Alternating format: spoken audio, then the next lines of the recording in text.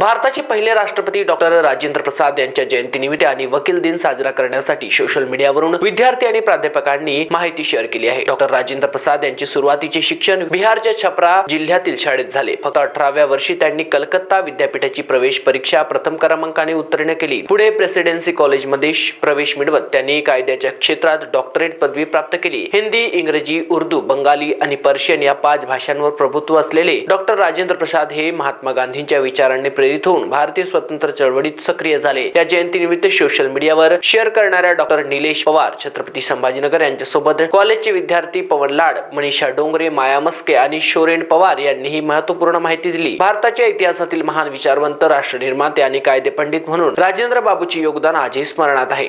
आज 3 डिसेंबर डॉक्टर राजेंद्र प्रसाद यांची जयंती साजरी करण्यात येते। आपल्यासोबत काही विद्यार्थिनी आहे, त्यांच्याकडून आज जयंती संदर्भात काही इन्फॉर्मेशन घेऊया। शरण मॅडम, आपला काही इन्फॉर्मेशन आहेत का? हो आहे। सांगू शकतात का काय कुठली इन्फॉर्मेशन? हो, आज 3 डिसेंबर आपण डॉक्टर राजेंद्र प्रसाद यांच्या जयंतीनिमित्त जमलेलो आहोत। मी त्यांच्याबद्दल काही माहिती सांगते। डॉक्टर राजेंद्र प्रसाद हे भारताचे पहिले राष्ट्रपती होते। 1950 ते 1962 पर्यंत त्यांनी या पदावर काम केले। ते एक हुशार विद्यार्थी, वकील आणि भारतीय स्वातंत्र्य चळवळी दरम्यान महात्मा गांधीचे जवळचे सहकारी होते। प्रसाद हे भारतीय संविधानाचा मसुदा तयार करण्यासाठी जबाबदार असलेल्या संविधान सभेचे अध्यक्ष होते। त्यांचा वाढदिवस आपण 3 डिसेंबर दरवर्षी राजेंद्र प्रसाद जयंती, जन्म जयंती म्हणून साजरी करतो। निलेश सर, चव्हाण सर बोला। 3 डिसेंबर हा दिवस भारतात राष्ट्रीय वकील दिवस किंवा अधिवक्ता दिवस म्हणून साजरा केला जातो। या दिवशी भारताचे पहिले राष्ट्रपती डॉक्टर राजेंद्र प्रसाद यांची जयंती असते। ते स्वतः विद्वान वकील होते। न्याय आणि कायद्याच्या क्षेत्रातील त्यांच्या कार्याची आठवण म्हणून हा दिवस साजरा करण्याची परंपरा सुरू झाली।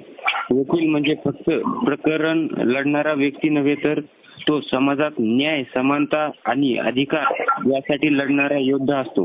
अन्यायाविरुद्ध उभा राहण्यासाठी आणि दुर्बलांच्या आवाजाला वैधानिक बळ देण्यासाठी वकिलांची भूमिका अत्यंत महत्त्वाची असते। न्यायप्रणाली ही लोकशाहीची मूळ आत्मा आहे आणि त्या आत्म्याचे रक्षण करण्याचे कार्य वकील पार पाडतो। या दिवशी देशभरातील वकील संघटना विविध कार्यक्रमाचे आयोजन करतात।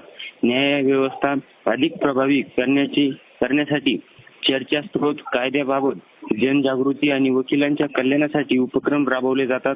कायद्याचे भान आणि न्यायविषयक जाणीव समाजात वाढवावी ही या दिवसामागील मुख्य भावना असते।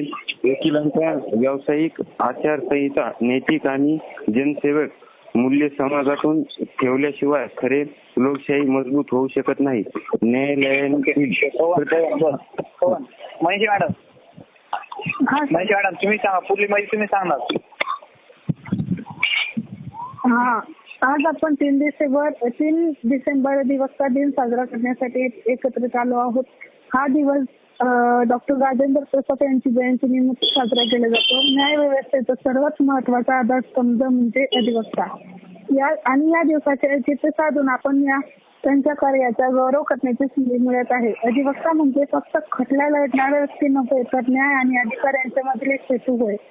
संविधानाने दिलेल्या मूलभूत अधिकारांचे संरक्षण करणे, दुर्बल घटकांना न्याय मिळवून देणे आणि समाजात न्यायिक जागरूकता निर्माण करणे हे प्रत्येक वकिलाचे कर्तव्य असते। भारतीय न्यायालयाने जस्टिस डिले जस्टिस डिनाईड या तत्वावर चालतात आणि या तत्वानुसार न्याय मिळवून देण्यासाठी अधिवक्त्याची भूमिका अत्यंत महत्त्वाची आहे। एक चांगला अधिवक्ता केवळ कायद्याने ज्ञान ठेवत नाही, तर सत्यासाठी लढण्याची निष्ठा, तर्कशुद्ध आणि विचार करण्याची क्षमता, समाजाप्रती त्याची असलेली। धन्यवाद मॅडम, धन्यवाद। माया मॅडम तुम्ही सांगा। 3 डिसेंबर हा वकील दिन साजरी करण्यासाठी इथे जमलेलो आहोत। हा दिवस डॉक्टर राजेंद्र प्रसाद यांच्या जयंतीनिमित्त साजरा करीत आहोत। भारताचे स्वातंत्र्य लढण्यासाठी महत्त्वाची भूमिका बजावलेली आहे। एक वकील म्हणून कायदेशीर व्यवसाय केलेला आहे।